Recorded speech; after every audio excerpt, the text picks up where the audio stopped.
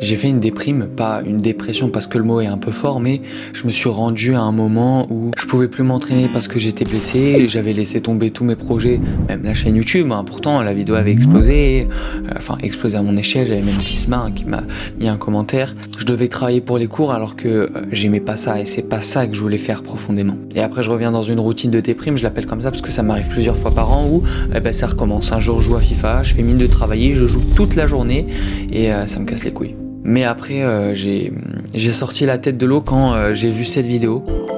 Je me suis jamais autant demandé pourquoi je faisais les choses, dans quelle direction aller, quel était le sens de ma vie. Et surtout, pourquoi ce monde ? C'est un peu con, hein. Peut-être qu'il y a des gens qui vont se moquer à travers cette vidéo, mais pourquoi la vie finalement on est des petites merdes, on sert à rien, on pollue la planète, on sert à rien en fait. Et quoi qu'il arrive, on va finir par mourir. Voilà. Cette chaîne, quand les vidéos sortent, vont plus s'orienter vers du développement personnel, mais plutôt, j'aimerais dire, à type de questionnement, tu vois. Celui qui te fait réfléchir, qui t'amène à un raisonnement et donc te donne un semblant de réponse et ensuite t'adaptes ta vie par rapport à cette réponse pour faire ce qui te semble être le mieux. Et aujourd'hui, c'est pourquoi la vie ? Comment trouver un sens à sa vie ?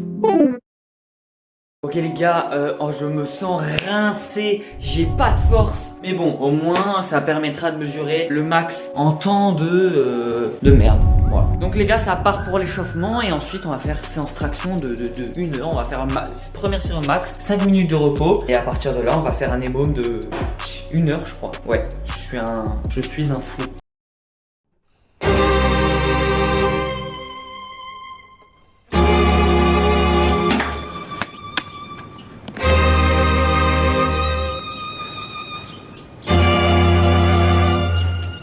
J'avoue les gars que j'ai un petit peu peur. Parce que là c'est vraiment tout ce que j'ai fait, tous les entraînements que j'ai fait, des améliorations et ils sont tombés à l'eau quoi. En vrai moi j'aimerais bien full échec, au moins avoir les 10 quoi. Je sais pas ce que ça va donner. En tout cas moi je vais tout donner.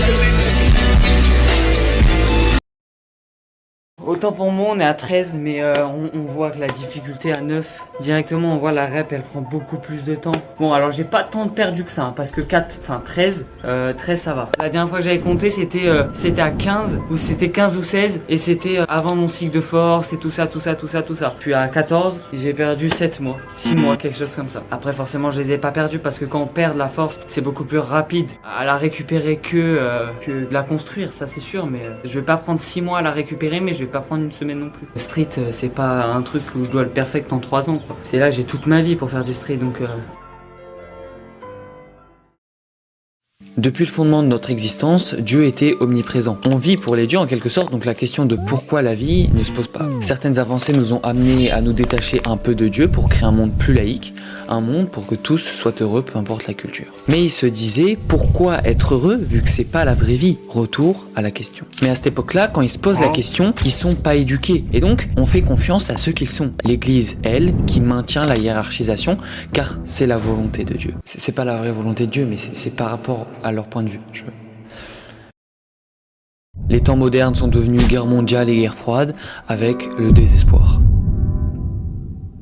Un nihiliste est un homme qui juge que le monde tel qu'il est ne devrait pas exister et que le monde tel qu'il devrait être n'existe pas. Nietzsche, la volonté de puissance. Finalement, le manque d'objectifs et de valeurs rend cette vie vide de sens. Et l'absurde vient de cette perte de sens, elle qui débloque l'accès à la conscience. Quand on prend conscience de notre vie qui nous ennuie, on prend conscience de notre vie. Et quand on prend conscience de notre vie, on prend conscience de nous-mêmes et de ce qu'on veut.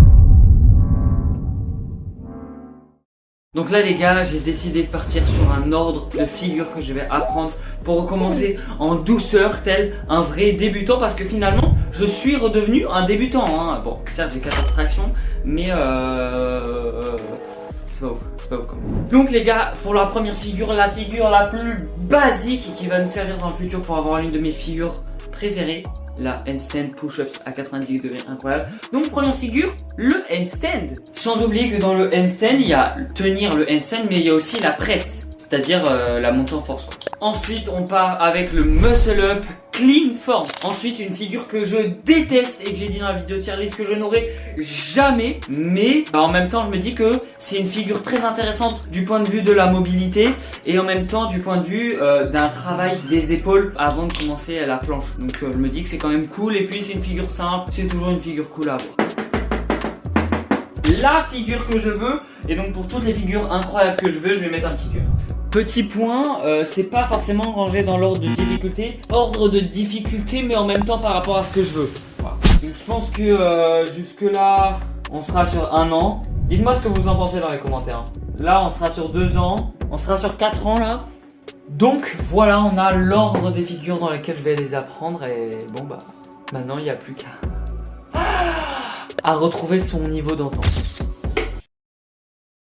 Et quand on prend conscience de la réalité, c'est dur de rester dans le droit chemin. Donc il faut rester lucide et pas se perdre dans le divertissement. Le divertissement, c'est le piège qui nous éloigne de nous-mêmes. Par exemple, quand j'ai écrit le script, entre les deux, j'ai perdu 15 minutes sur TikTok, ce qui m'a éloigné de mon objectif.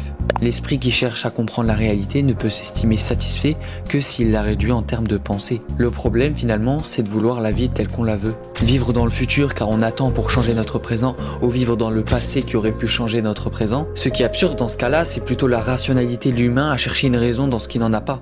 Un homme révolté, c'est un homme confronté à l'absurde, mais qui prend conscience que c'est collectif. Il se révolte donc contre le mal et apporte son aide au monde. La révolte, c'est contribuer à son échelle à construire un monde et à le rendre meilleur. Et quand on regarde tout et qu'on cherche le facteur commun, c'est l'amour. Pas l'amour du couple ou du côté sexuel, mais l'amour qui nous relie, nous les individus, entre nous, de notre cercle proche au moins proche et au moins proche.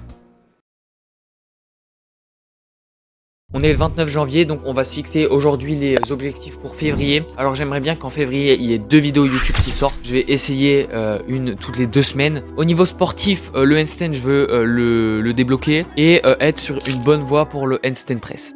Vous savez que je lis et que je réponds à tous vos commentaires, donc n'hésitez pas à partager vos objectifs pour février 2024.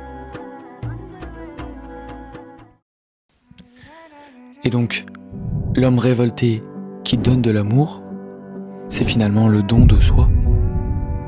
L'expérience de l'absurde nous fait prendre conscience, nous révolte contre la souffrance et alors notre liberté. Nous n'avons pas tous toutes les libertés, mais on a besoin et nous tenons à garder un certain degré de liberté parce que ça donne aussi du sens à notre vie. Savoir quelle baguette je vais aller acheter, savoir quelle chaussette je vais aller acheter, choisir avec quelle femme je vais me mettre en couple et avec quel homme je vais me mettre en couple. La révolte, c'est l'affaire de tous.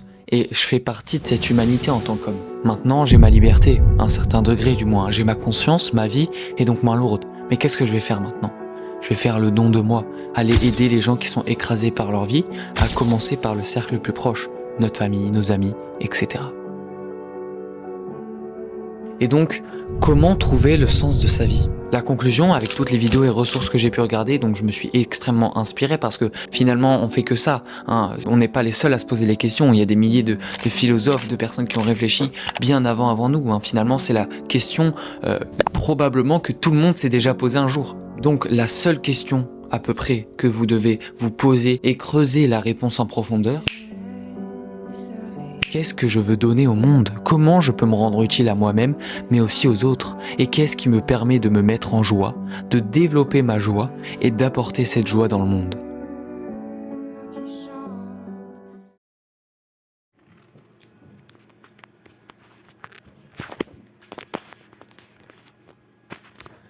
Ok les gars, je suis au montage, je suis désolé. Je me demande encore pourquoi j'ai pas mis cette bonnette avant. Je suis désolé pour le son. Bon, je suis désolé.